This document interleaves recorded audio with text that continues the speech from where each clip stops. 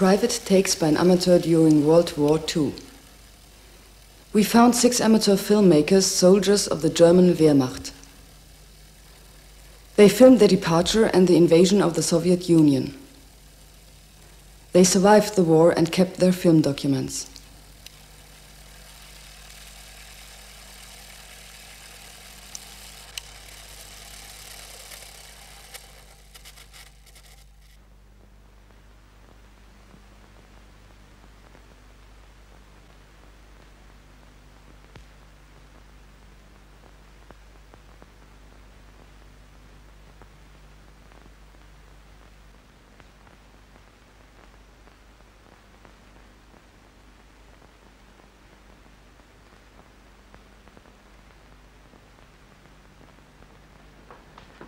Ja, dann glaube ich, dass hier im Schrank noch wenigstens das 8 mm Modell von dieser Siemens ist.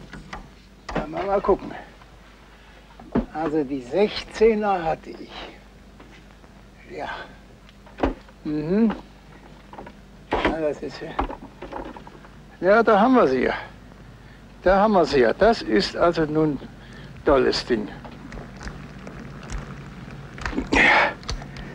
Mal sehen. Ach, das Ding geht ja sogar noch. Das ist die 8 mm Kamera, Ausführung der 16 mm, die ich mit hatte. Na, und schauen Sie sich das Ding mal an, nicht wahr?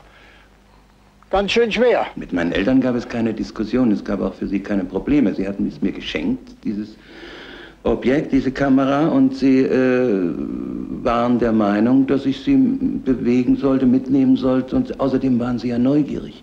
Die wollten ja auch gern wissen, was der Junge da wohl so treibt in einem Großlager, und ich habe es ihnen ja hinten vorgeführt. Da war ich 14. Ja, 14 Jahre.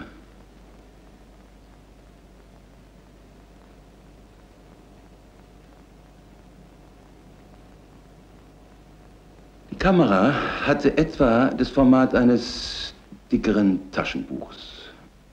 Ich habe sie immer beigehabt, aber ich konnte nicht immer das filmen, was ich gerne wollte. Und ich habe dann nur die Gelegenheiten, die ich damals für interessant hielt, aufgenommen.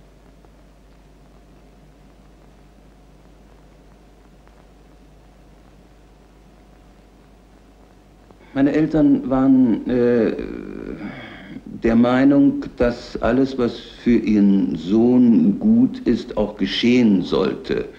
Und in dieser Zeit war es eben gut, in einer Hitlerjugend drin zu sein und nicht draußen zu stehen als Außenseiter. Und es gab eigentlich alles unter einem gewissen Reglement. Man lief nicht einfach so darum, nutzlos und sinnlos, man marschierte.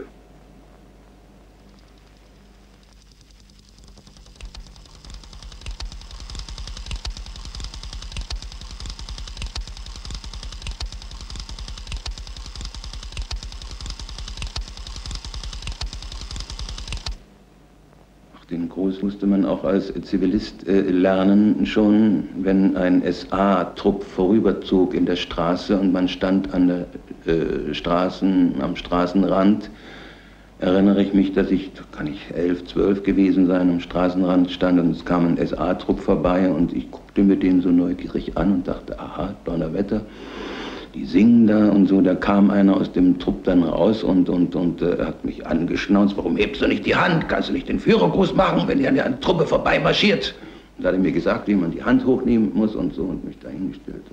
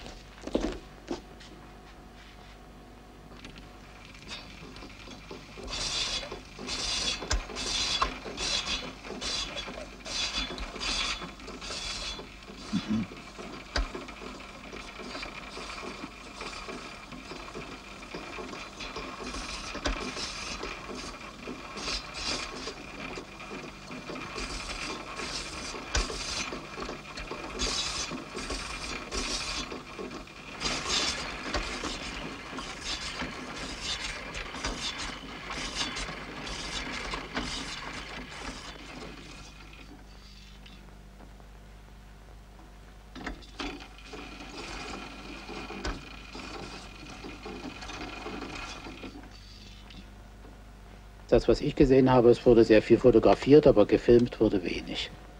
Und schon deshalb wenig, weil wahrscheinlich die meisten also nur über wenig Filmmaterial verfügten. Und da hatte ich ja jedenfalls für mich vorgesorgt. Das heißt also, ich hatte eben so viel Quellen und im Anfang wurde ja das auch alles noch gemacht. Es gab ja noch Kodachrom-Farbfilm und meine Kodachrom-Farbfilme, die letzten habe ich im Jahr 42 entwickeln lassen und die haben sich also vor allem in der Farbe sehr gut gehalten und die sind ganz prima geworden. Und da habe ich also bei der Kamera keinerlei Schwierigkeiten gehabt. Die ist nicht mal gereinigt worden. Das hat ihr also überhaupt nichts ausgemacht. Gar nichts. Die hat funktioniert bis zum Kriegsende. Selbst bei grimmiger Kälte damals, vor Moskau 50 Grad minus, lief diese Kassetten einwandfrei. Das Federwerk ist ganz exzellent gewesen und hat also den Film prima durchgezogen.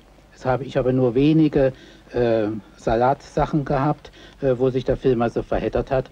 Und das musste ich dann eben beheben. Aber jedenfalls kann man sie in einer weiten Hosentasche verstauen. So wie ich das in der heute modernen nicht mehr. Aber damals jedenfalls konnte man das in die Außentasche des Waffenrocks hineintun, sodass er immer bei mir war. Und da war sie gut aufgehoben. Ja?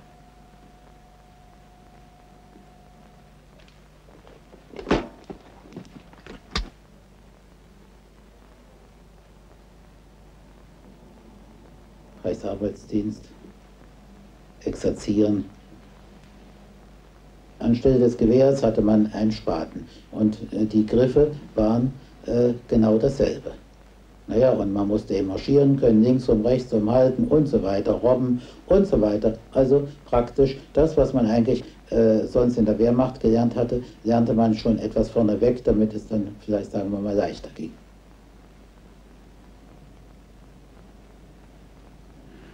Und Sie sehen hier, wie man aus der Türe herauskommt.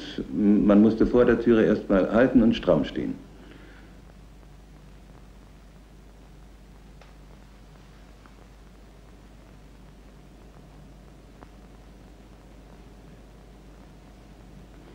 Sie haben uns gescheucht, Sie haben uns schikaniert, laufen lassen und hinlegen lassen.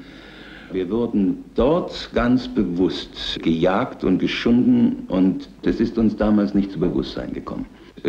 Dass wir kirre gemacht werden sollten, dass wir willenlos gemacht werden sollten, um besser Befehlen gehorchen zu können, die uns gegeben werden, blindlings gehorchen, ohne zu fragen, ist es richtig, ist es nicht richtig. Das ist eine ganz normale Ausbildung in Gemeinschaft natürlich. Nicht? Und natürlich, wenn jemand, sagen wir mal, sich was zu Schulden kommen ließ, und natürlich, ja klar, dann gab es eben was, nicht? Hier ist Abendappell, hier wird peinlich darauf geachtet, dass also auch die Fingernägel gut sauber waren und der Haarschnitt in Ordnung und so weiter und so fort.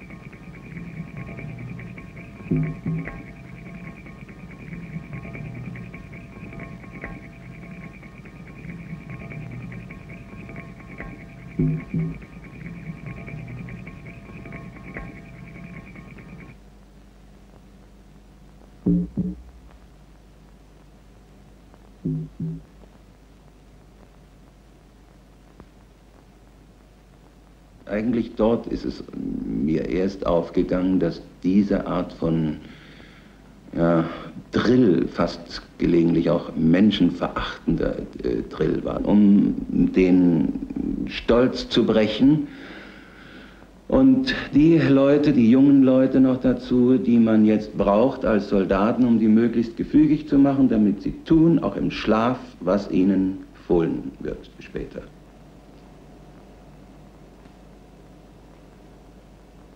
Jetzt dürfen Sie eines nicht vergessen. Ich bin heute 66, ich war damals 17 oder 18, ich war ein anderer Mensch. Und ich habe nicht damals diese Kraft besessen.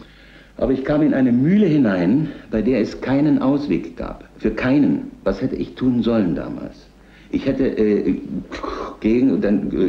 was sollte ich wirklich als Ausweg tun in dieser Zeit? Es war eine Verpflichtung, den Dienst zu machen. Wenn einem das nicht passt, wurde man bestraft, das wollte ich nicht gerne, da kriegte man Karzer wohl auch, da musste man Dienstvergehen auf sich nehmen. Oder man wurde, wenn man ein Schwächling war, sehr schlecht behandelt mitunter, auch wieder verhöhnt, und das wollte ich auch nicht. Also ich wollte versuchen, in der Mitte zu bleiben. Man kann das als Mitläufer bezeichnen. Wenn man allerdings heute sagt, das ganze deutsche Volk oder die Mehrheit waren Mitläufer, dann würde ich eher sagen, sie waren Mittäter.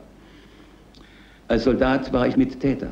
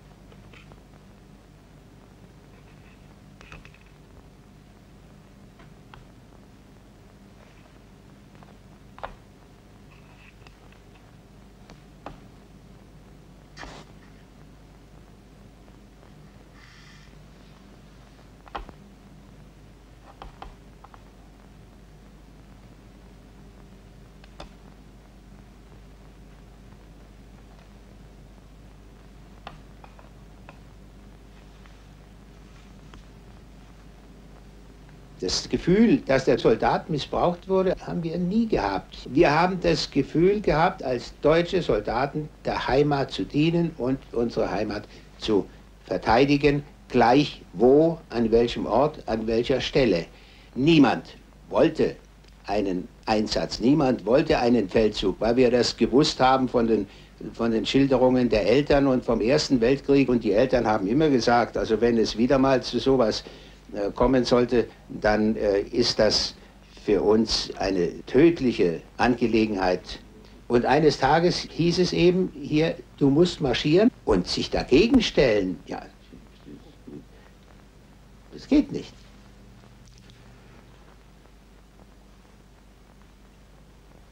Wir haben schon nicht verstanden den Russlandfeldzug. Von Anfang an, den hat niemand verstanden von uns. Aber es war ein Befehl und ich habe einen Befehl auszuführen.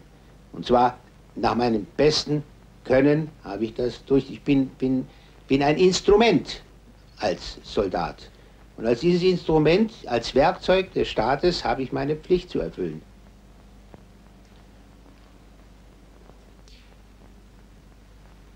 Natürlich war einem mulmig, klar. Das ist der ganz klare Fall. Und als der Befehl kam, 3:30 Uhr oder 3:15 Uhr geht das los, natürlich, da hat man natürlich gewisse Gefühle. Nur man hat immer vielleicht ein gewisses Magengefühl oder so, ein Angstgefühl oder so weiter, nicht? Aber man kann ja nichts machen und das ist ja der Grund auch, weshalb ich, wollen wir sagen, keine Befehle geben wollte und lieber befohlen wurde. Nicht? Wir haben uns immer überlegt, wohin kommen wir, warum haben wir dieses Gerät und warum haben wir diese Panhard-Spähwagen mit den großen Rädern, und da wurde immer gerätselt, kommen wir in die Türkei, geht es nach Persien oder geht es nach Afrika. Wir kannten unser Ziel, als es losging, nicht. Aber als es natürlich nach dem Osten ging, als wir Berlin erreichten und durchfuhren, da wurde natürlich uns allmählich klar, wohin es ging. Und am nächsten Tag waren wir dann Richtung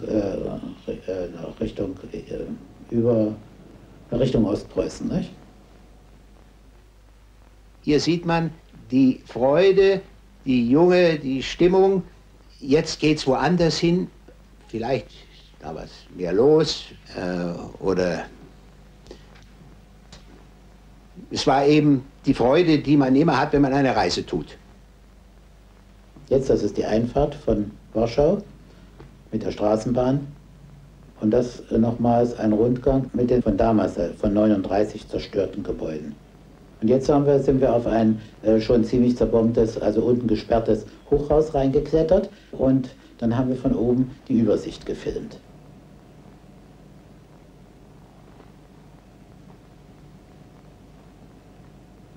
Es interessierte mich alles, wie das da aussieht und so wie sie eben auch sonstiges fotografieren, Bäume oder Landschaften oder sonst was, so habe ich eben das auch gemacht. Aber Sie sehen das heute aus anderer Sicht. Jedenfalls damals haben wir das, sagen wir mal, das war irgendwie auch interessant für uns. Das kann man nicht nur, sagen wir mal, mit moralischen Maßstäben messen, wie man das heute teilweise tut.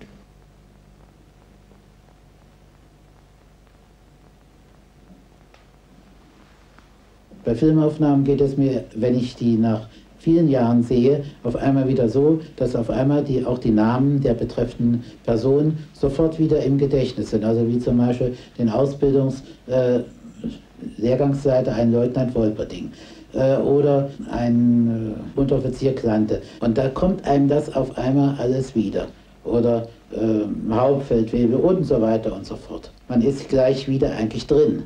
In der damaligen Zeit ist man eigentlich gleich wieder drin. Nicht? Was fehlt, ist ja nur der Ton von damals.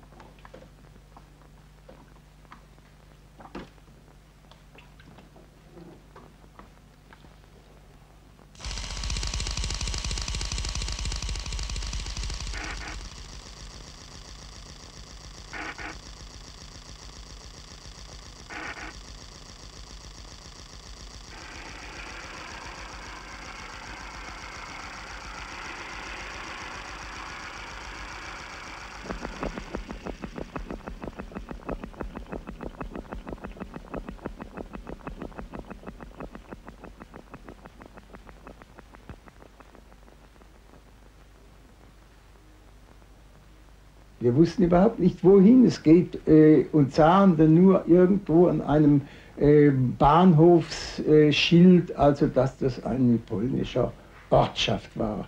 Und in der Nacht also noch abtransportiert in vorbereitete Unterkünfte, nämlich funkelnagelneue 100-Mann-Baracken und wir nur noch ganz spät in der Nacht von unserem Bildstellenoffizier in diese Räume gebeten wurden, Kameraden unter sich, eben auch dieser sehr nette Bildstellenoffizier, und der uns dann sagte, also Jungs, ich darf es euch nicht sagen, aber um 4 Uhr geht es los. Und da also lähmendes Entsetzen und was passiert, was wird kommen, nicht wahr? Bis dann also es Tag wurde und dann also man langsam wusste, aha, der Angriff und das Eindringen nach Russland und was für Gefühle waren das.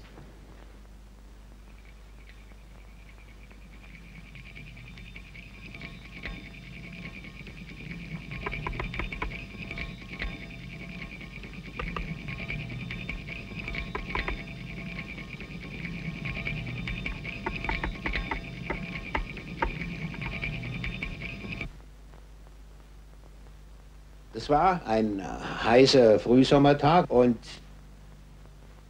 ich ahnte nichts. Wir gingen da über eine Wiese und bekamen auch Zunder. Wir bekamen Artilleriebeschuss. Das war zugleich meine Feuertaufe. Ein ganz komisches Gefühl, wenn man hier gehen soll und neben dort da. Das Geräusch ist ja unnachahmlich und das Gefühl, dass man gleich durchsiebt sein könnte. Aber man übersteht's. Ich bin nicht allein gewesen. Mein Kommandeur war bei mir und da musste man schon den strammen Mann markieren und sie nicht einfach hinlegen, was natürlich das Bequemste gewesen wäre. Und da lag ein deutscher Soldat. Die Hand nach oben gereckt. Der Ehering blitzte in der Sonne und der Kopf ein bisschen aufgedunsen, rötlich, voll mit Fliegen am Mund, an den Lippen. Das war der erste Tote überhaupt in meinem Leben, den ich gesehen habe.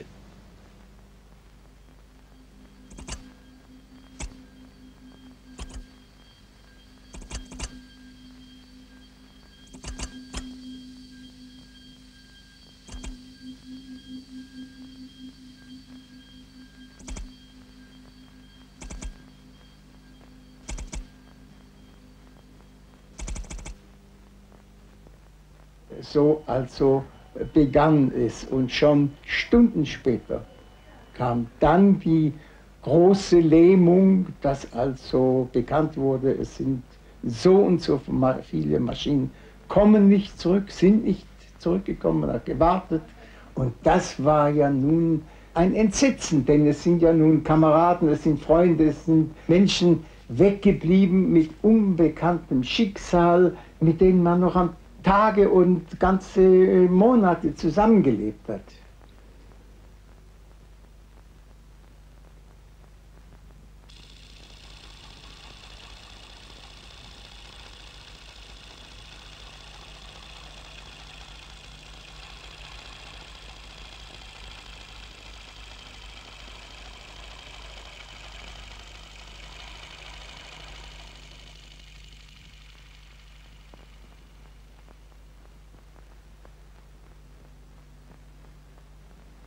Ich weiß, wenn ich Soldat bin, wenn ich im Einsatz bin, dass andere fallen, dass ich falle, dass es mich jeden Moment genauso erwischen kann. Das Töten, das Wort Töten, das ist bei uns nie gefallen. Das war nicht existent, das war kein Thema für uns.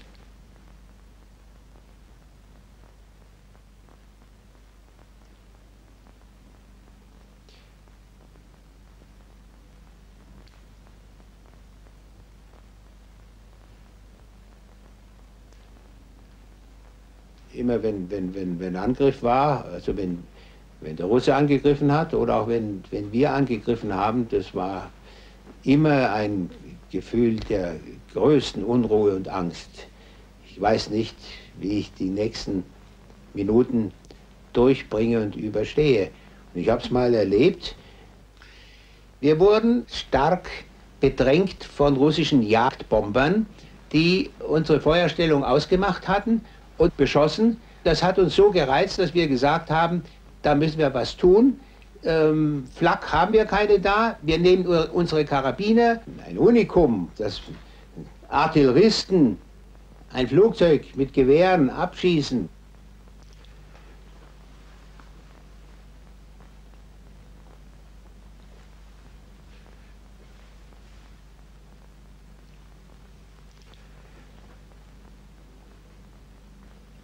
Und sofort einen Jubelschuss dann. Das war die Freude darüber, dass wir diesen Bösewicht, der uns jetzt dauernd hier beschossen hat und man konnte ja nicht mal auf die Latrine gehen, also es war schlimm. Ja? Und man konnte nicht dauernd im Loch sitzen, weil diese Hornissen dauernd einen beschossen haben. Das ist ja kein Honiglecken. Und da gelang es uns durch Salvenfeuer, alle Gewehre zielen dahin, irgendwas wird schon treffen. Ja? Und das explodiert und die Trümmer dann, sind wir hingesaust, da haben wir geschaut, was da los ist. Und hier ist der Pilot. Schwarz-blauen Pullover. War noch ein bisschen da.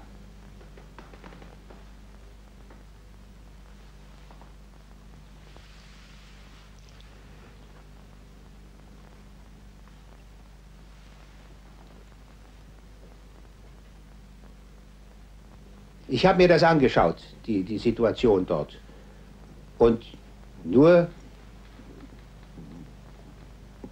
voll Freude, dass wir es geschafft haben, diese Hornisse zu vernichten.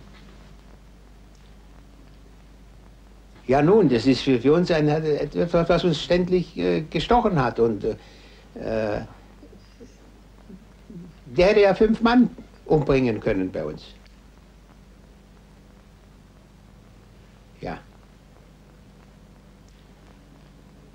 Man muss bei all dieser Sache sagen, ist ja blutiger Ernst gewesen und ist ja um Tod und Leben gegangen, ist ja um jeden Meter Boden gegangen. Und jetzt ein abstürzender Bomber, das war ein Russe.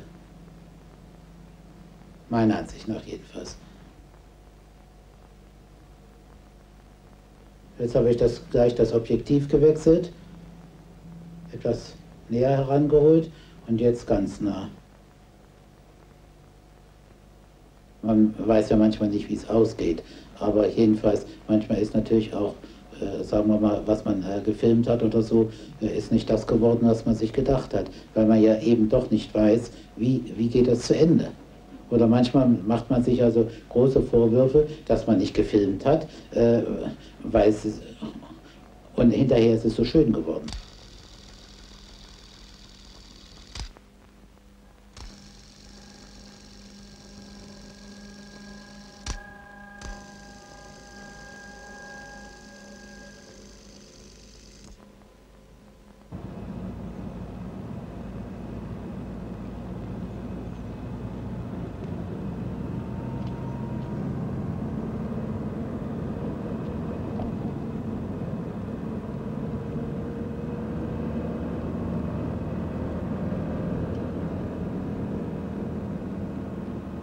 Ich wollte diesen Beruf ja eigentlich gar nicht. Ich wollte Bildberichter werden und bin meinem Vater ausgebüxt und habe eine Lehrstelle mir verschafft in Hamburg, um das Fotografenhandwerk zu erlernen. Aber mein Vater sagte, du bist nicht mündig, das kommt gar nicht in Frage, so eine brotlose Kunst lernst du mir nicht. Und da musste ich Kaufmann werden.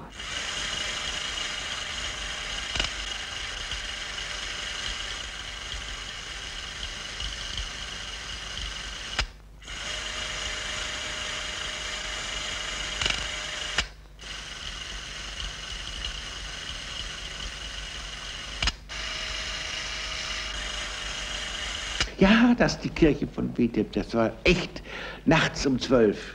Das war ganz dramatisch.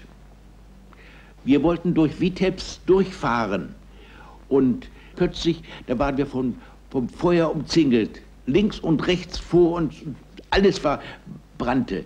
Und da haben wir sofort kehrt gemacht, um wieder zurückzufahren aus Witebsk. Wir hätten nicht geglaubt, dass wir aus dieser brennenden Stadt noch heiler rauskommen würden. Ich dachte, die Lastwagen, die fliegen doch in die Luft, weil es so heiß war. Aber wir haben Glück gehabt und haben dann Witebsk vom Westen her angegriffen, während der Russe angenommen hatte, dass wir vom Süden angreifen würden. Und dadurch ist dann Witebsk im Sturm genommen worden. Ich war ja froh, dass ich nun jetzt im Krieg den Beruf hatte, den ich im Frieden haben wollte. Und so habe ich mich dann bemüht im Krieg, neben meinen vielen Aufgaben, die ich hatte, das, was ich links und rechts von mir sah, dokumentarisch festzuhalten, denn ich hatte mir schon als Junge vorgestellt, wenn mal Krieg sein würde, dann würde ich aber das Echte aufnehmen, wie es wie es vorne in der ersten Graben zugeht.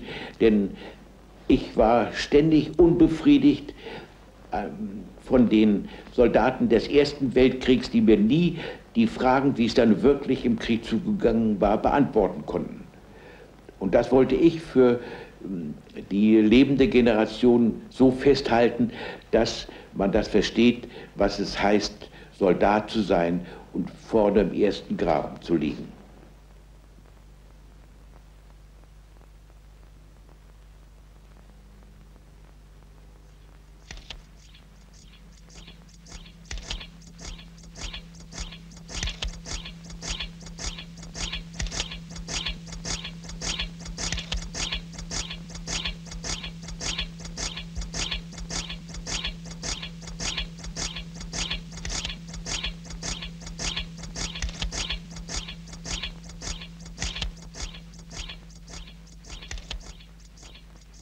Aber ich meine, das Film hat einem oft einen Schutz gegeben, ja. Wenn Sie sich mit einer Aufgabe so stark identifizieren, dass Sie nur das im Sinn haben und alles andere ausschalten, dann ist Ihnen das ziemlich gleichgültig, was um Sie herum passiert.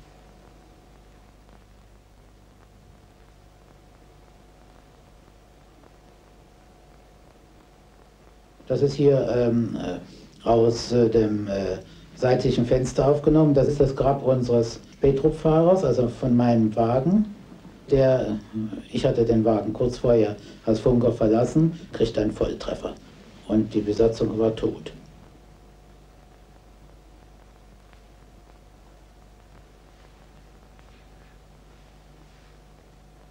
Da kann man sich natürlich fragen, dass das Umsteigen manchmal auch gut ist, nicht? Ne? Und so ist das eben, passiert das eben öfters. Das heißt, es ist reiner Zufall, ob man getroffen wird oder nicht. Das empfindet man eben dann natürlich als sehr tragisch, aber mehr können Sie ja nicht sagen dazu. Das könnte Sie ja genauso treffen. Oder jedenfalls, das ist eben der Krieg.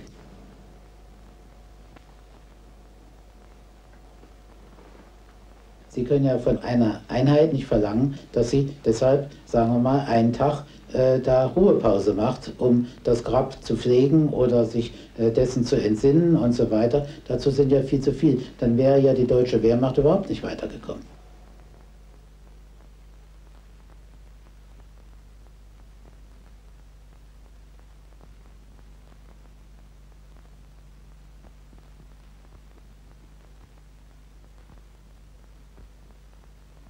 Die russische Bevölkerung, die war nicht geflohen, sondern die lebten in Erdbunkern. Das haben wir erst viel später gemerkt.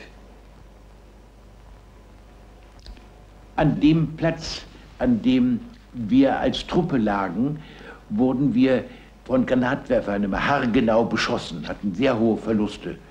Und da haben wir uns gesagt, da müssen ja irgendwelche Russen in der Nähe sein, sonst kann das gar nicht angehen, dass wir so zielgenau beschossen werden. Und da haben wir doch viel Bevölkerung in den Erdbunkern gefunden. Und was passierte dann mit denen, wenn Sie die gefunden haben? Wie ging das vor sich? Ja, die wurden hergeholt, verhört, und dann hörte ich dann... Wohin denn geholt? Zum Bataillonskommandeur oder Regimentskommandeur oder Divisionskommandeur. Und dann hörte ich nachher Schüsse fallen, da wusste ich, die waren wieder erschossen worden. Haben Sie es nur gehört oder auch gesehen? Auch gesehen. Haben Sie da selber mitgemacht? Muss ich darauf antworten? Ersparen Sie mir die Antwort.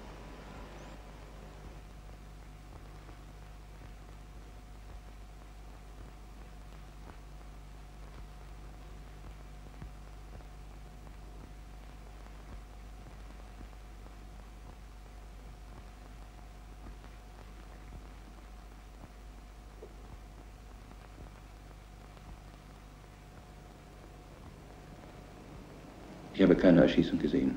Ich habe es nur gehört und von anderen erfahren, die dabei waren. Und das war ja kein Geheimnis mehr.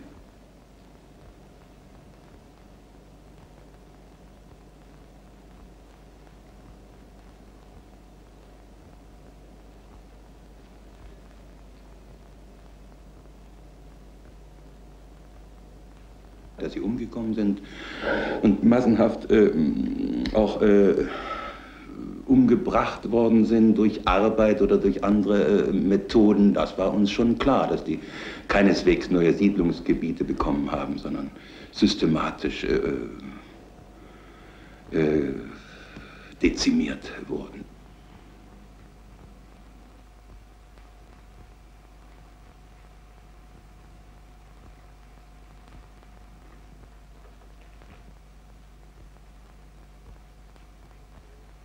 Damals hofften alle, dass man also vor Anbruch des Winters das Ziel erreichen würde. Und das Ziel war ja, das war allen ungefähr bekannt, Moskau. Und das hofften eigentlich alle.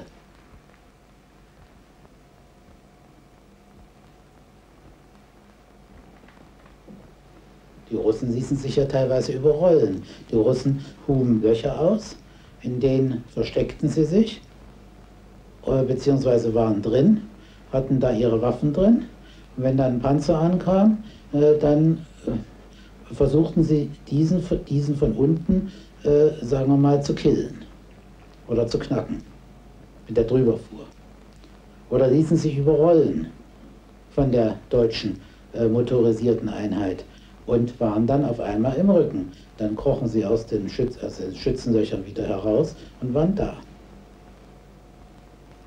Und deshalb wurde eben, wenn man also sowas sah, wurden diese Schützenpanzerlöcher oder Schützenlöcher wurden praktisch eben auch, sagen wir mal, vorsichtshalber eben dadurch unschädlich gemacht, indem man da eine Handgranate bzw. ja, eine Handgranate hineinfallen ließ und die explodierte und damit war ja die Sache erledigt.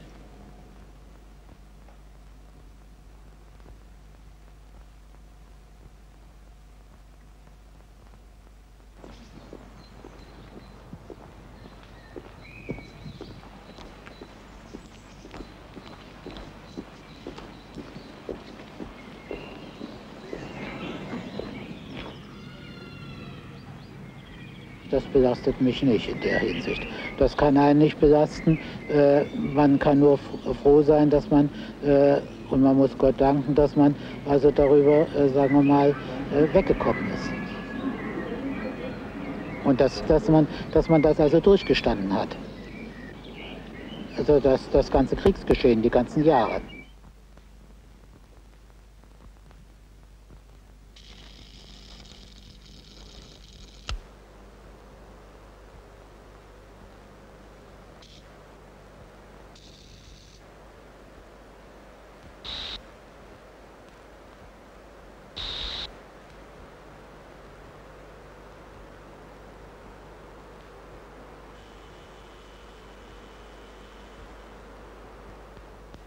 Und jetzt ist mittlerweile Winter geworden, Nachschub aus der Heimat gekommen. Hier Nachschub in Form von jungen Leuten. Die Farben sind unwirklich schön. Und ich hatte auch Farbfilm gerade da. Das sind Farben, die Sie sonst nicht sehen.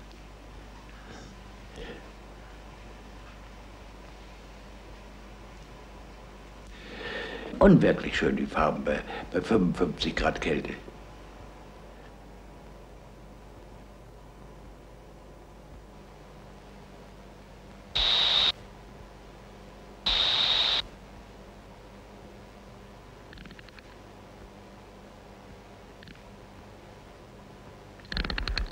Und hier sehen wir vorne die deutsche vorderste Linie. Und da hinten der weiße Ball, das ist die russische vorderste Linie. Ich bin auf eine Tanne gekrabbelt, um dieses beobachten zu können und hatte das Glück, dass da unten gerade Alarm war.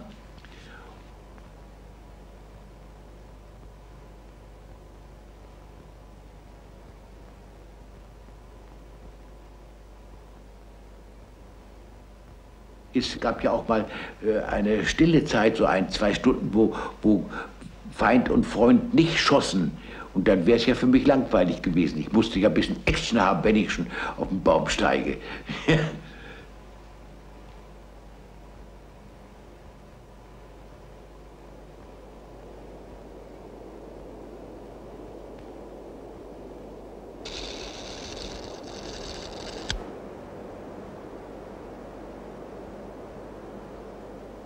die ist zu verschiedenen Zeitpunkten aufgenommen. Da, jetzt sehen wir, da ist den russischen Panzer. Die hatten wir am Tag vor dem mit unseren Panzergeschützen, als die den Vorstoß machten, abgeschossen. Aber wir vermuteten, dass da der russische Artilleriebeobachter drin war, der so gezielt auf unsere Stellung schoss.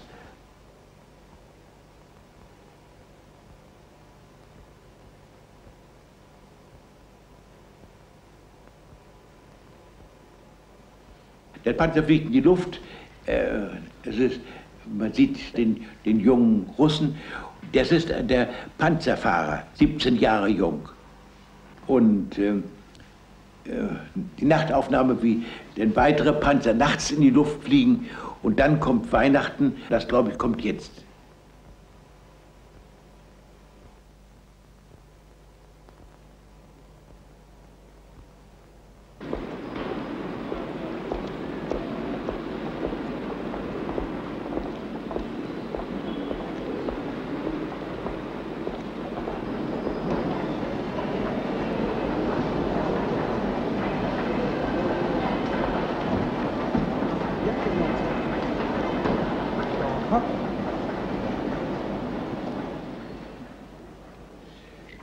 Hier sind über 100 Einzelteile da drin. Wenn man die Steckenpferd bewegt, dann dreht sich die Puppe, der Kreisel und die dänischen Soldaten marschieren um die Burg. Das ist die Schatztruhe, die ist bei Jung und Alt beliebt. Insbesondere kaufen das Erwachsene für ihre Kinder, aber die Erwachsenen haben mehr Spaß an der Spieluhr als die Kinder. Und so wird es abgestellt.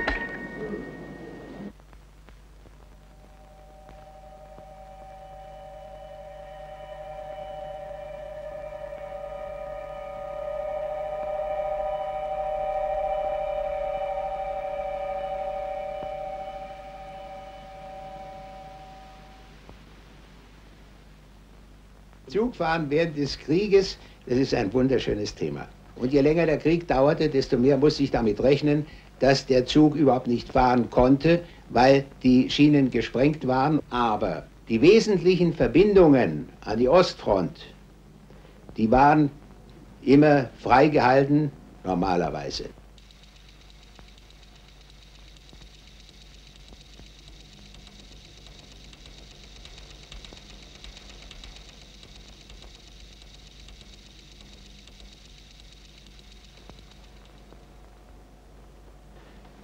Bei den seltenen Urlauben in Berlin, bei der Abfahrt, war der Zug so voll Soldaten, voller Lanzer, mit Tornister, schwer bepackt und frisch gewaschener Wäsche und jetzt frisch entlaust und jetzt wieder an die Front zurück mit Abschiedsschmerz und allem drum und dran, voll bepackt und eng in den Abteilen drin, dass man sich kaum rühren konnte. Trotzdem war Stimmung da, der eine hat auf der Mundharmonika geblasen, der andere hat eine Ziehharmonika dabei gehabt. Stimmung war immer da und Witze wurden gerissen und die Fahrt dauerte 3 Tage, 4 Tage, 5 Tage bis zum Osten. Je weiter der Zug nach Osten kam, desto mehr Platz gab es in dem Zug.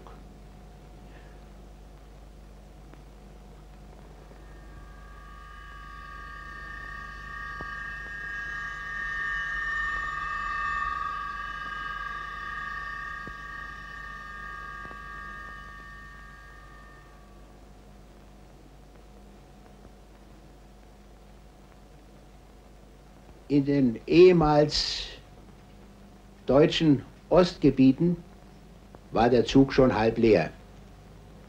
Und wenn man dann langsam zur Endstation kam, das war finsterste Etappe natürlich, das war 40 Kilometer hinter der Front, dann war dort niemand mehr im Abteil. Und dann stieg man aus, Mutterseelen allein. Wer führt hier eigentlich Krieg?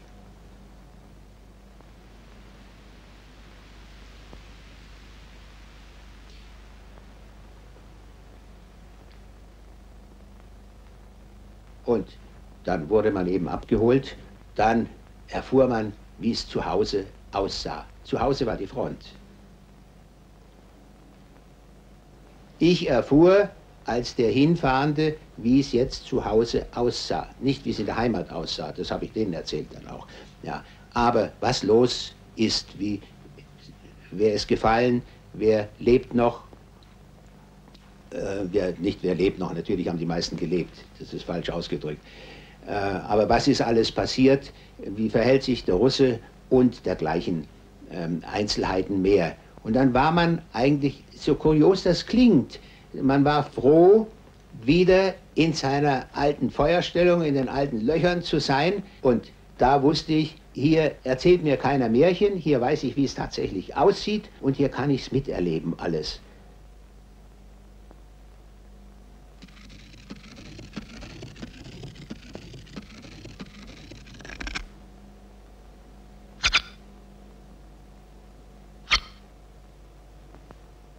Das ist ein Gefühl wie ein Hase an der Front. Da spüre ich das. Hier ist es richtig, hier ist es falsch. Man riecht die Erde, man hat ein ganz anderes Gefühl für das Leben.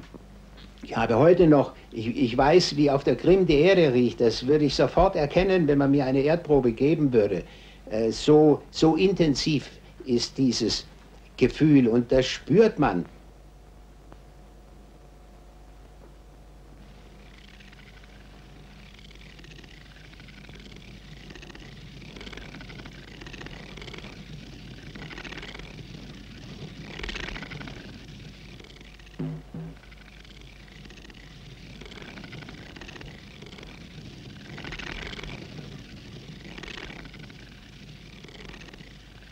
Es ist für mich ja erstaunlich, wie mir dann Begleitumstände noch wieder erinnerlich werden und beinahe rieche ich doch diesen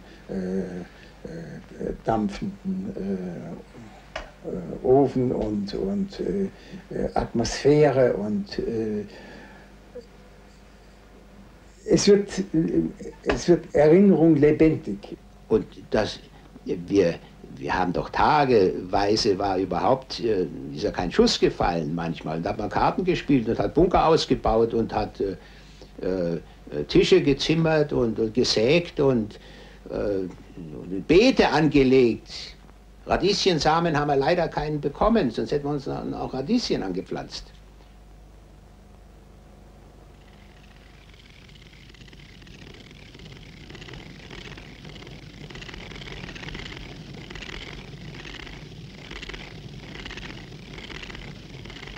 Ah, da bin ich ja selbst noch. Ach du liebe Zeit. Sehr kritisch, mein Freund. Mit Schnauzer, ja. Wusste ich gar nicht. Militärischer Haarschnitt, doch sehe ich, ja. Aha, ja. Ah, Mutter mal an der linken Halsseite, das ist verschwunden. Das hatte ich da mal. Ja.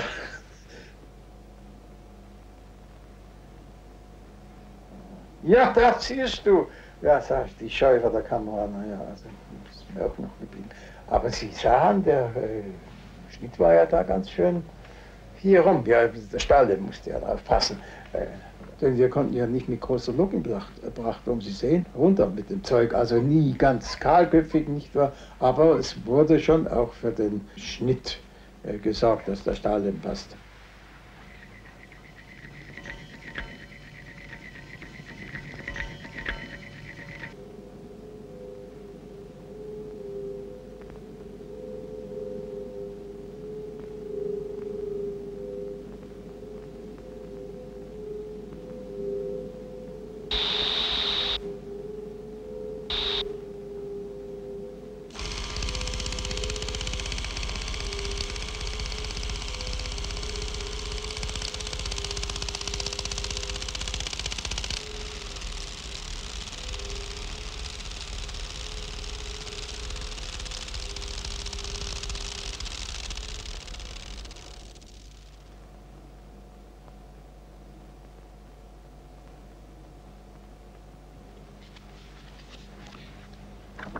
Schauen Sie sich die Männer an, schauen Sie sich diese Besatzung an, Gutzmer, dann die Besatzung, schauen Sie sich die ganzen Leute an.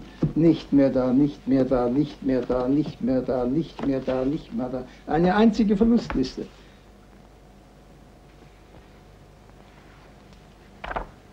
Aber das sind an und diese ganzen Jungen, sie waren alle blutjung. 20, 22, 24 Jahre. Ich habe meine Eltern eigentlich, soweit sich das machen ließ, also soweit wir nicht gerade an Front waren oder im Einsatz waren, habe ich dann schon regelmäßig geschrieben und ich hatte noch ein, zwei Freundinnen oder aus der Schulzeit, ich glaube es waren sogar 3, 4, an die habe ich auch noch geschrieben. Als meine Eltern von mir erfuhren, dass ich im Lazarett war, haben sie alle sofort in die Wege geleitet, um den Jungen besuchen zu können. Und sie kamen nach Deutschkrone und besuchten mich dann.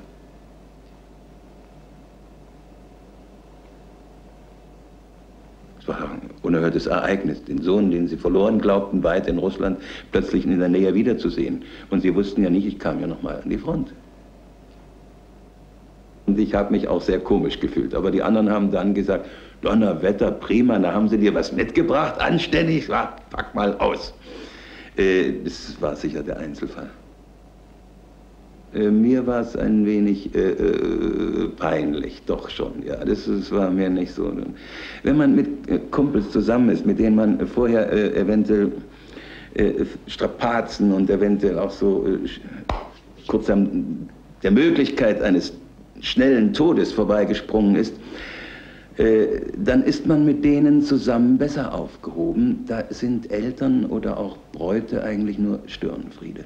Und natürlich die übliche Geste, nochmal umdrehen und sich zeigen. Diese Fotografierhaltung.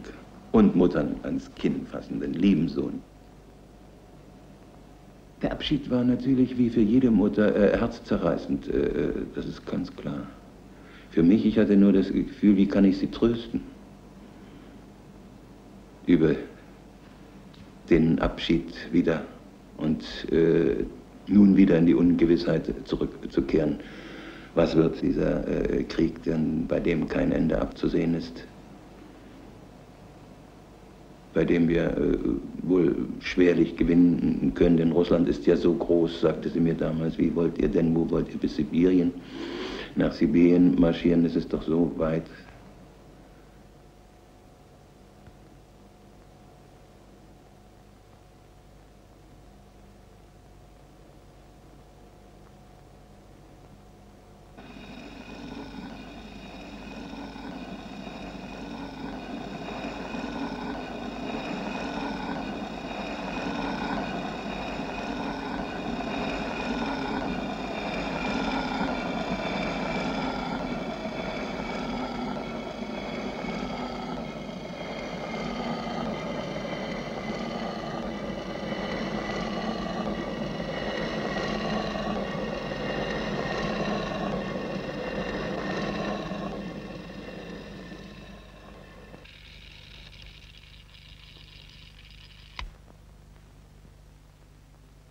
Das waren unsere Straßen und da muss ich sagen, wenn mehr, sagen wir mal, zur Verfügung gestanden hätte an Material, dann wäre meiner Ansicht nach der Vormarsch auch noch zügiger als damals vorangegangen. Hätte man also frische Divisionen gehabt, in genügender Anzahl, dann hätte man Moskau sicherlich vor Einbruch erreichen können. Aber so gab es eben Verzögerungen. Die Truppen waren durch die ersten Anstrengungen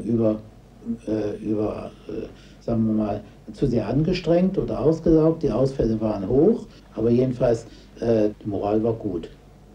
Die war tipptopp. Ich meine, dass keiner Lust hatte, das ist eine andere Sache. Aber das kann man nicht sagen, dass sie keine Moral hatten. Die Moral der Truppen ist meiner Ansicht nach ist eben bis über den Scheitelpunkt hinweg gut gewesen. Sonst hätte das ja gar nicht so weit, sagen wir mal, so lange dauern können.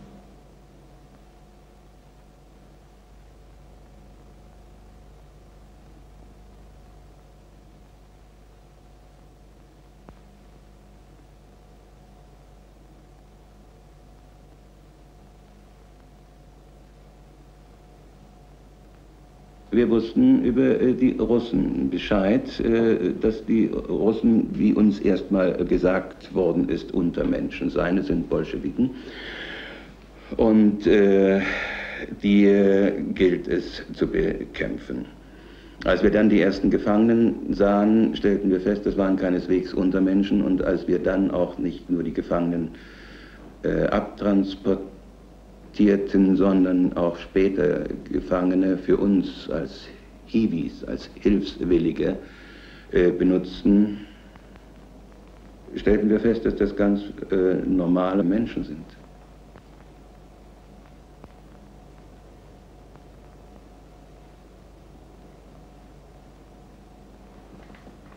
Wir wussten, es ist kein Krieg, der uns aufgezwungen wurde, es ist kein Verteidigungskrieg, es ist ein idiotischer Angriffskrieg, der eigentlich nicht zu gewinnen ist, wenn man sich die Landkarte ansieht.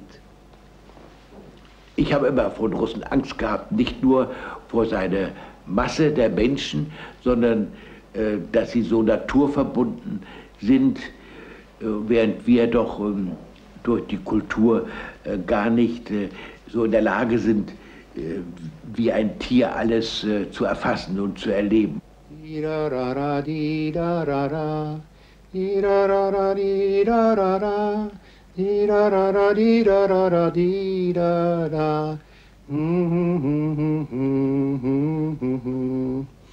Und der Text dazu: Winterstürme, Schnee und Eis ist das unserer Mühe Preis. Liegen wir vergeblich vor Sewastopol, bleibt als letzte Hoffnung nur der Tod? Freund, was hilft das Traurigsein? Komm und lass uns fröhlich sein. Sieh, wie schon des Frühlings Sonne strahlt und lacht über ungezählter Blütenpracht. Kommen wird dereinst der Tag, wo mit hellem Glockenschlag unsere Opfer segensreich die Heimat lohnt. Unser Opfer, na, so war es nicht ganz, also unser Opfer die Heimat lohnt und der Friede bei uns wohnt oder so ähnlich, ist der Schluss gewesen.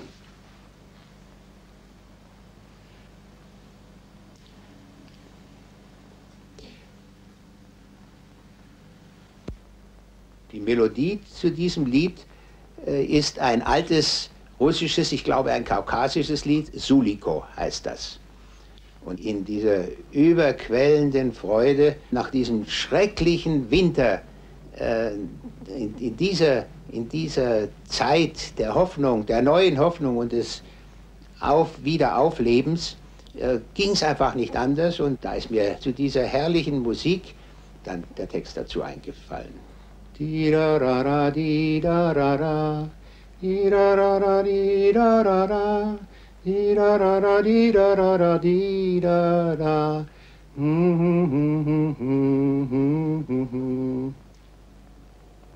Wenn ich überfallen worden wäre oder wenn ich Russe gewesen wäre und bin überfallen worden von den deutschen Horden, denn die haben uns ja als Horden, als faschistische Horden nur betrachtet. Wir haben uns ja auch teilweise so benommen. Und ich werde natürlich bis zum Letzten gekämpft.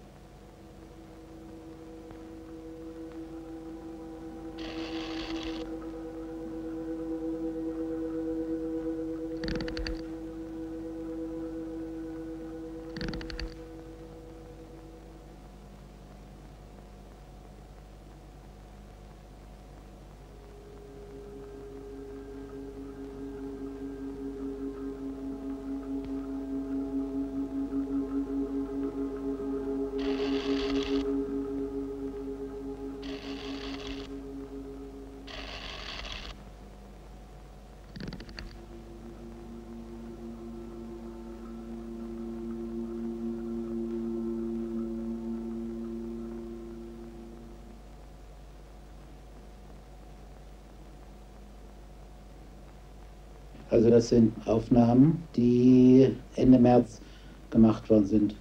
Das Gebäude oder die Gebäude rauchen noch und die dort gefallenen oder toten Russen werden von der dortigen Zivilbevölkerung begraben.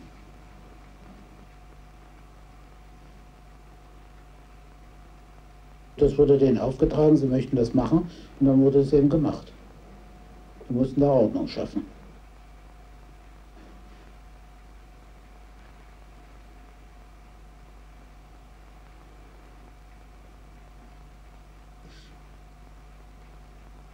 Naja, ich meine, wie das ist, natürlich ist man erstmal bestürzt, das zu sehen, aber allmählich, ich will nicht sagen, dass man sich daran gewöhnt, aber man nimmt das eben zur Kenntnis. Ne? Jedenfalls ist es an dem Tage da passiert und man hat eben die Toten da beseitigt. Und das tote Vieh auch. Nicht?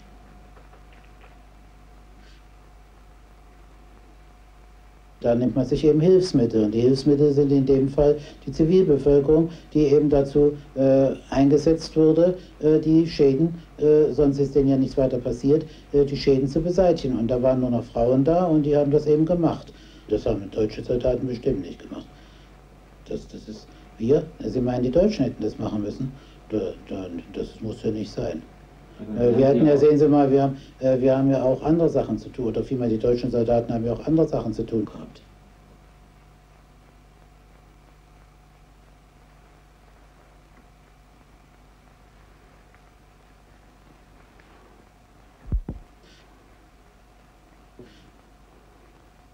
Ja, ja, es sind eindrucksvolle Szenen.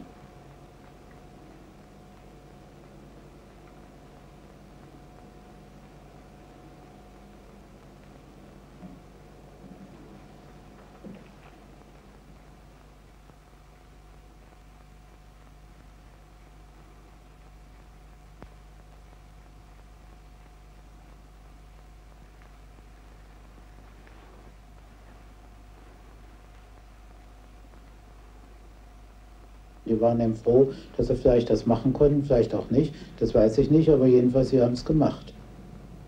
Sie sind ja da, sagen wir mal, sie sind ja nicht angetrieben worden, sie haben ja gesehen, es ist niemand da gewesen, sondern sie haben die Arbeit ja ganz ohne Bewachung und so verrichtet. Nicht? Jedenfalls, ich habe hier keine deutschen Soldaten gesehen auf den Bildern, die ich gemacht habe. Da war ich ganz alleine. Ja, offensichtlich, nicht? Es war niemand da.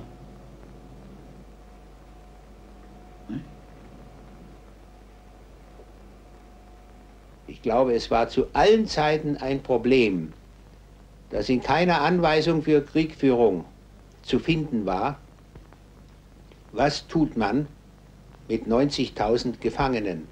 Wo bringe ich sie unter? Wie verpflege ich sie? Wie soll ich das machen, wenn plötzlich 90.000 da sind,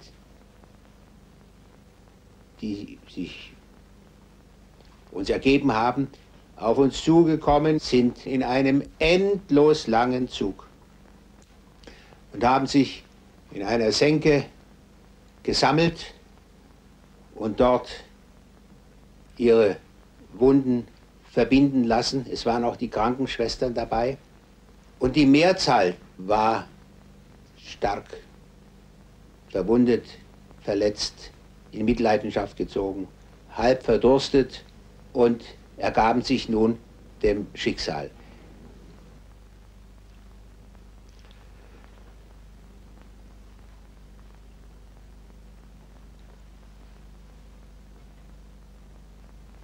Schlimm war der Wassermangel in dieser heißen, glühend heißen, trockenen Steppe. Und es kam zu Prügeleien unter diesen Gefangenen, die sich darum stritten, einen Tropfen Wasser zu erhaschen. Und wurden dann von ihren eigenen Leuten, die haben eine starke Disziplin gehabt, das hat man deutlich gemerkt, wurden sie zurückgescheucht. Das Gesunde, die am besten laufen konnten, nicht nun ihnen das Wasser wegtrinken, sondern dass diejenigen, die es am meisten nötig haben, dass die diese paar Tropfen bekommen.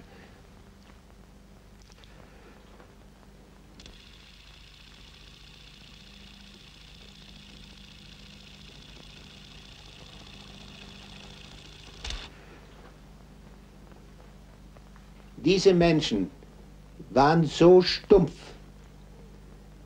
und froh, dass sie ein Inferno überlebt haben, dass sie eine Kamera gar nicht gesehen haben.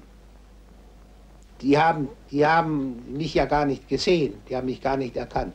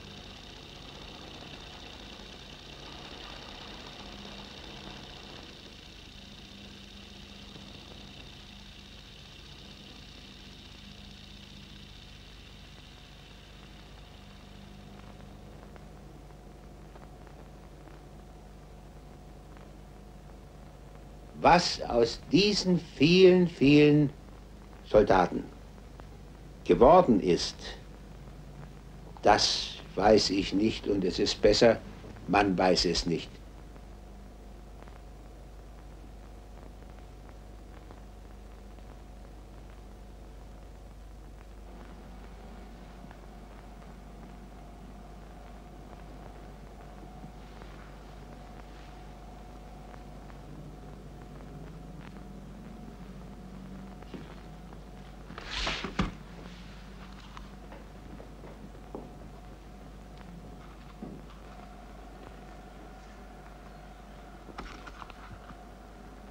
Hier habe ich das Bunte und das Schöne, was Spaß macht, es zu bemalen.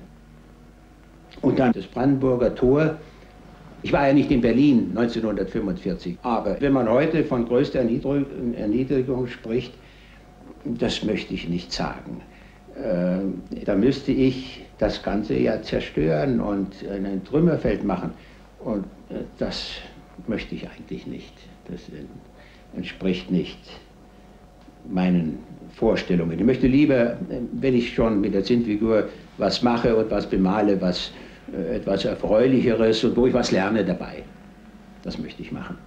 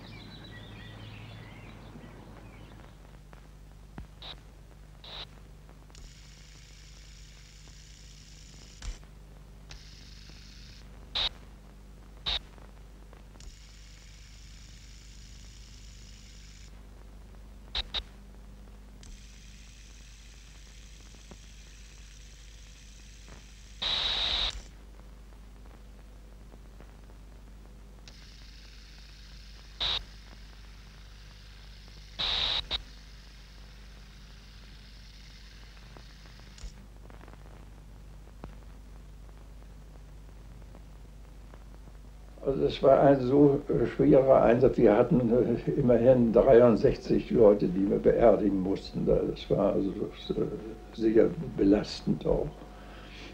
Die meisten davon kamen allerdings schon sterbend bei uns an. Wo die beerdigt sind, weiß ich gar nicht. Wir waren nur im Operationssaal Tag und Nacht unentwegt. Die Einsätze sind aber sehr kurz, die Kampfhandlungen. Dann fällt ein Riesenanfall vom Verwundeten und dann ist Schluss. Und diese 1200 Leute fielen innerhalb 48 Stunden an. Also das ist eine Aufnahme, die eine große chirurgische Klinik in einem halben Jahr hat sonst.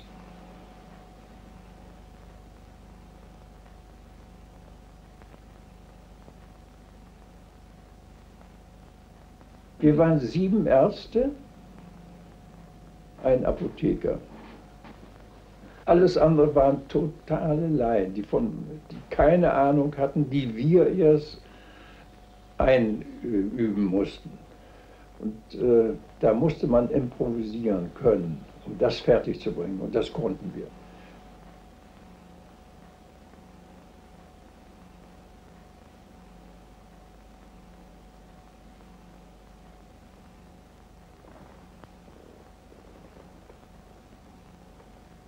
Es ist jetzt 10:10.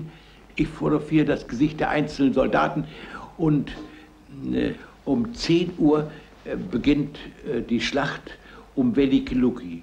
Und da wollte ich vorher noch das Gesicht der einzelnen Soldaten, des Gefreiten, des Obergefreiten, des Unteroffiziers, des Feldwebels, des Leutnants, des Hauptmanns, die Gesichter wollte ich vor der Schlacht nochmal filmen. Das fand ich irgendwie interessant, weil da viel draus zu lesen ist, was der Soldat jetzt denkt und ob er so einsatzfreudig ist, wie er sein muss.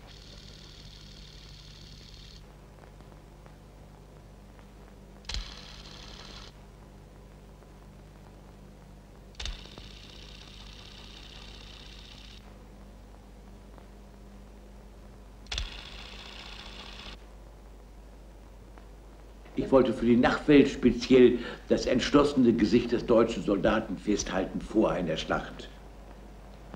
Waren Sie auch entschlossen? Ja, ich war schwer entschlossen.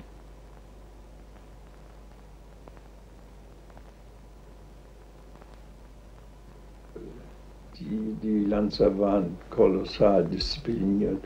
Und es war für die ja schon mal eine große Erleichterung, wenn sie von der Front in das Feld zurückkamen. Da waren sie schon jetzt mal glücklich, jetzt sind wir endlich in einem Lazarett, wo was für uns geschieht. Und die waren also durchweg sehr diszipliniert, mit lautes Jammern, das hat es nie gegeben.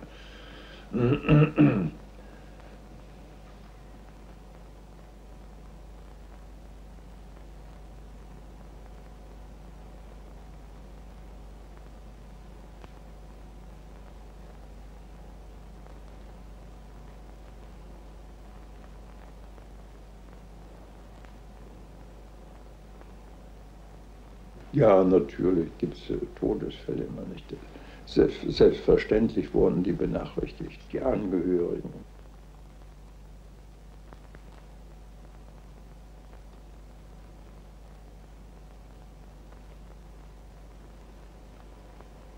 Da wurden nur die Hälfte der Erkennungsmarke abgenommen und das sorgt wieder dafür, dass dann die betreffenden Feldwebel die Angehörigen benachrichtigen. Das gab nachher so ein bestimmtes Schema, was man dann schrieb, damit sich das nett anhörte für die Anverwandten, nicht? Dass es ein sehr leichtes Ende gewesen war, nicht? Und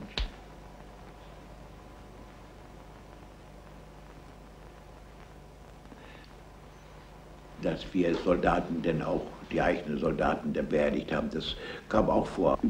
Wo gerade eine Möglichkeit war, neben dem Bahndamm oder im Wald, musste ja schnell passieren, damit nicht Seuchen ausbrachen.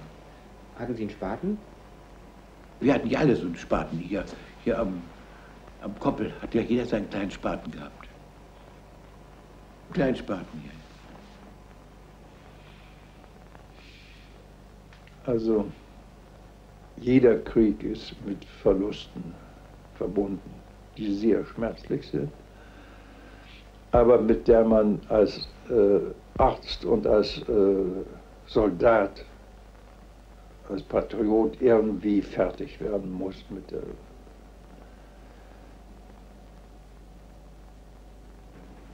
Der deutsche Soldat hat zu kämpfen bis zum Endsieg, war die Parole.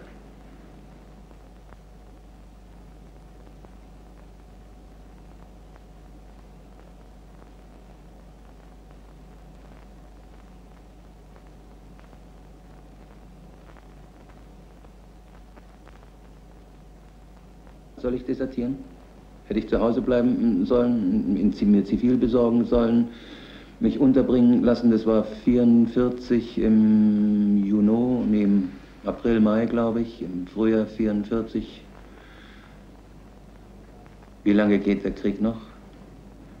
Wenn ich nicht feige gewesen wäre, hätte ich mich vielleicht verstecken können. Dazu gehörte viel Mut, den hatte ich nicht. Ich bin also als Soldat wieder brav an die Front marschiert.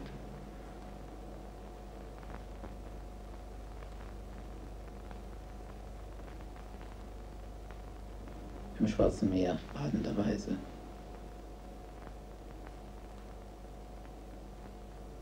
Mich interessierte das natürlich als Erinnerung, da wo man mal gewesen ist, so wie es eben Tausende und Hunderttausende gegeben hat, die eben Erinnerungsfotos schießen. Hier mit Film und da mit Standfoto. Nicht?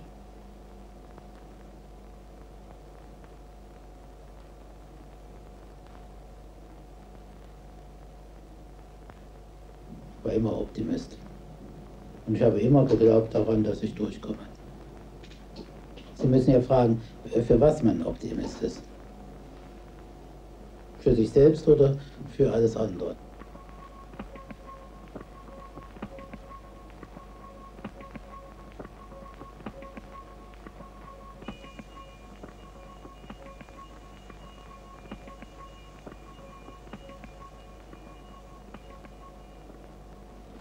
Also das ist der Rückzug Ende 43, Anfang 44.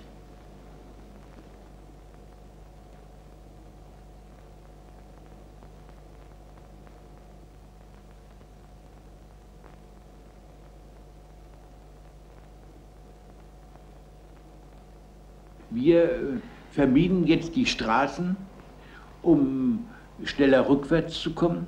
Sonst würden wir ja doch von den Russen überholt werden und wir mussten ja sehen, dass wir zurückkommen. Und alles, was wir auf dem Wege sahen, was dem Feind nützen konnte, wurde verbrannt. Getreide, Häuser, alles.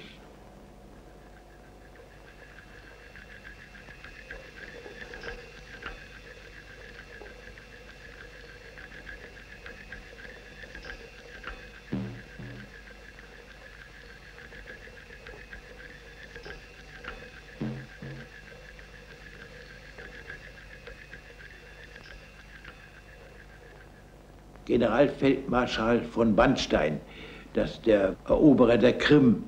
Und der feierte in Kiew mit uns Heiligabend bei Kerzenschein. Mit meiner Kamera konnte ich es ja nicht sehr deutlich aufnehmen. Und während des Essens noch erreicht uns die Nachricht, dass große Heeresabschnitte der Russen vor Kiew sind.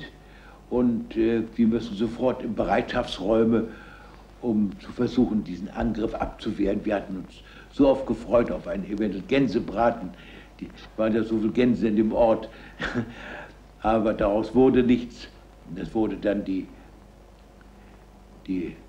große Schlacht bei Kiew, die aber auch nicht gewonnen wurde von uns. Wir mussten uns weiter zurückziehen.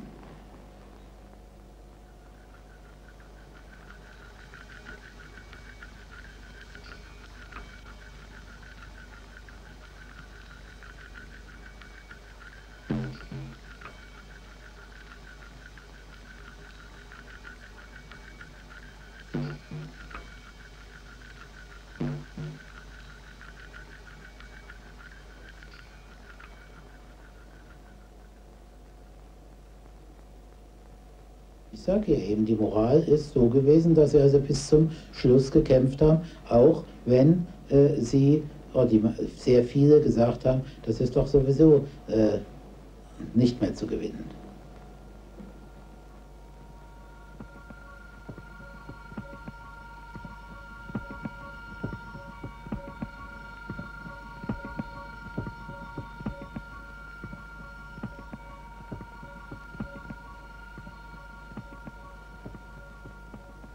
Das war also mehr oder weniger kein geordneter Rückzug mehr. Und der Russe drängte eben sehr stark nach. Und dazu eben die verschammten Straßen. Sie sehen sie jetzt weiter, ja.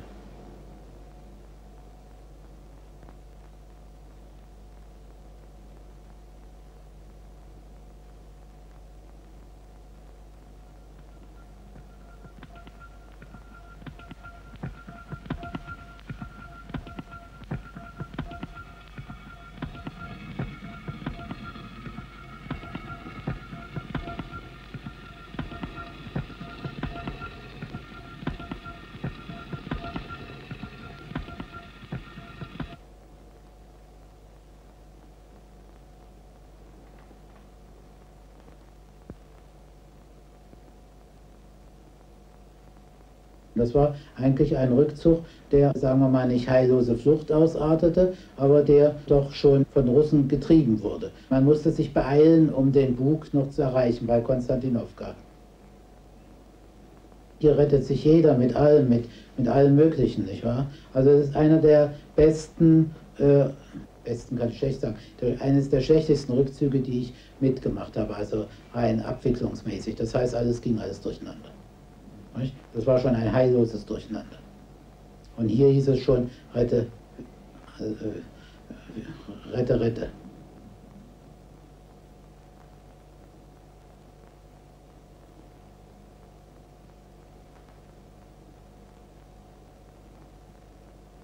Ich kam als deutscher Offizier und als Faschist bezeichnet in russische Gefangenschaft.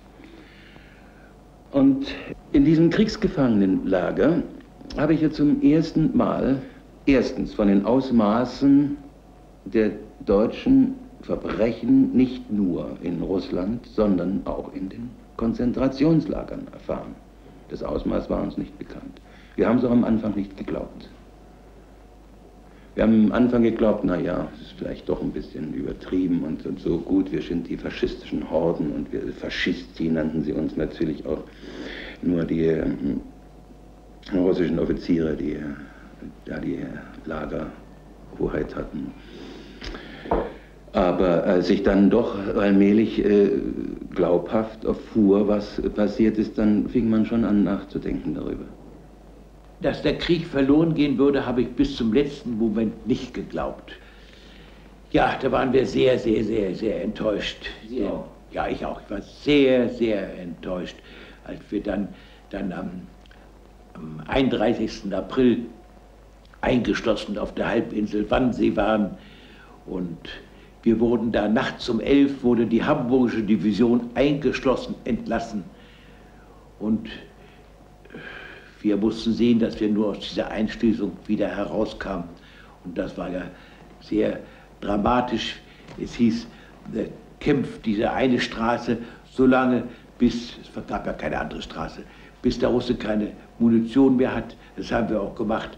Und über Berge von Verwundeten und Toten sind wir dann über die russischen Barrikaden in das Hinterland gerannt. Als es zum Letzten kam, als ich mir eine Karte von Ostpreußen in den Waffenrock gesteckt habe, in die Feldbluse, um zu überlegen, in welchem Forst, in welchem Waldstück unzugänglich ich mich verschanzen könnte. Und wer kommt noch mit, um dort uns einfach einzuigeln und zu warten, bis alles vorbei ist, denn es kann nicht mehr lange dauern. Dort ist das Meer und da ist der Russe. Und wir werden jetzt langsam, aber sicher alle kaputt gemacht.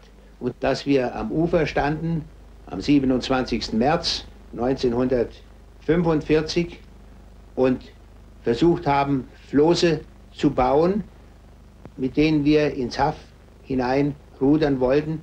Und in dieser Situation, als wir angegriffen wurden von allen Seiten, auf engstem Raum, und wo ein Lanzer neben dem anderen um das Stückchen Sand gekämpft hat, wo er sich versucht hat einzubuddeln, um nicht einfach abserviert zu sein. In dieser Situation hat mein Adjutant sich erschießen wollen und hat sich in den Kopf geschossen.